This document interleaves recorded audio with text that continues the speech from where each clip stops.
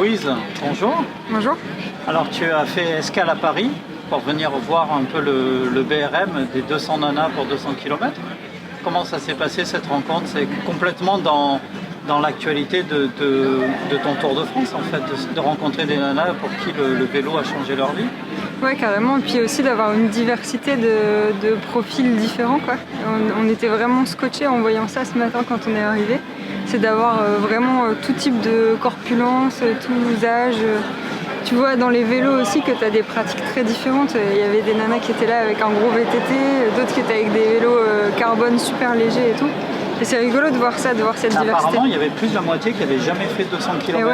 Ouais, c'est génial. Mais comme quoi, tu vois, l'espace entre nanas, ou en tout cas en majorité féminin, il est important pour se lancer, pour prendre confiance. C'est ça, ouais.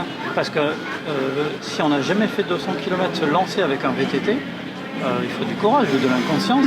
C'est clair. Je sais pas, c'est l'un ou l'autre. En tout cas, ça c'est génial. Mais du coup, tu as fait des rencontres, tu es venu ce matin très tôt pour les rencontrer, tu as discuté avec eux. Tu fais un documentaire aussi sur ton Tour de France, mais aussi en rencontrant des filles, enfin pas des jeunes filles, parce qu'il y a de tous les âges.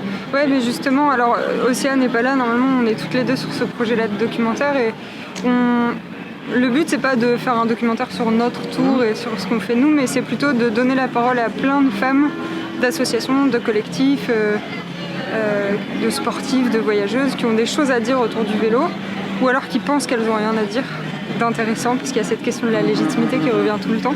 Mais en tout cas de mettre en lumière un peu tous ces profils-là. Et du coup là on avait plein de profils différents. On a rencontré Sab, on a rencontré Anaïs, pour qui là c'était pas la première fois. Et j'espère qu'on en aura ce soir pour qui c'était une grande première, pour avoir un peu leurs sensations sur une épreuve comme ça. C'est clair. Vous intervenez demain aussi sur les tables rondes de vélo. Ouais. C'est quoi votre thématique à vous? Et nous c'est sur le vélo comme outil féministe, quoi. Donc c'est à 15h demain ici à la Cité Fertile. Et je pense qu'on sera avec Elisabeth aussi, donc ça va être sympa d'échanger là-dessus. En fait, vous ne vous connaissiez pas, hormis par réseau interposé, et en fait ça match, vous êtes sur la même longueur d'onde? Ouais, carrément, mais en fait ce tour il est intéressant pour ça, parce qu'il y a plein de gens qu'on suivait, qu'on avait eu au téléphone, avec qui on avait échangé plusieurs fois. Et là du coup le tour il nous permet de les rencontrer en vrai et de voir qu'il y a des affinités c'est fortes. Incroyable, c'est des gens qui pourraient être des amis, mais surtout qui partagent des valeurs, c'est même au-delà de la passion du vélo. C'est des valeurs en fait. Des valeurs humaines. Des valeurs humaines, féministes, mais c'est humaine avant tout, quoi. Puisque finalement, on n'est pas dans un féministe séparatiste ou en disant à mort les hommes. Mais le féminisme pour nous, c'est de demander juste les mêmes droits que les hommes et de pouvoir faire les mêmes choses, quoi. Et du coup, par exemple, on a rencontré Soigny là, à Nevers, qui est la seule femme en France qui fabrique des vélos. Et c'est pareil, c'est quelqu'un avec qui j'ai changé depuis 3-4 ans. Et en fait, on a passé 2 jours là-bas. On a utilisé le prétexte de l'orage pour s'arrêter un peu plus. Et c'était trop chouette. Ouais. Ça, c'est magique. Alors, le programme ce soir, vous êtes en dédicace aussi à Paris, dans une librairie. Ouais. À quel endroit? C'est au Comptoir des Mots, dans le 20e. Donc, c'est à 20h. Et puis c'est la dernière dédicace de ce tour.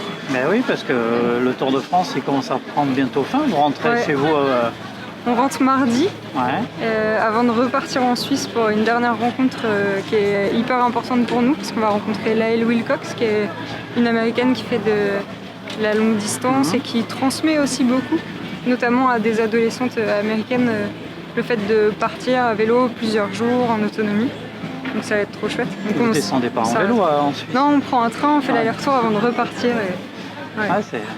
Bon, mais on fera un point à l'issue de ce Tour de France. Et puis à tête reposée, on fera un petit bilan ensemble. Parce qu'on va avoir besoin de digérer tout ça, je crois. C'est clair. On peut rappeler que ton livre est toujours disponible. Tu peux rappeler le titre du livre? Ça s'appelle À vos cycles, c'est le guide du vélo féminin. Et c'est dispo dans toutes les librairies sur commande facilement. Et il y a quelques librairies qui l'ont en stock aussi. Merci beaucoup et puis récupère bien. Ouais, merci.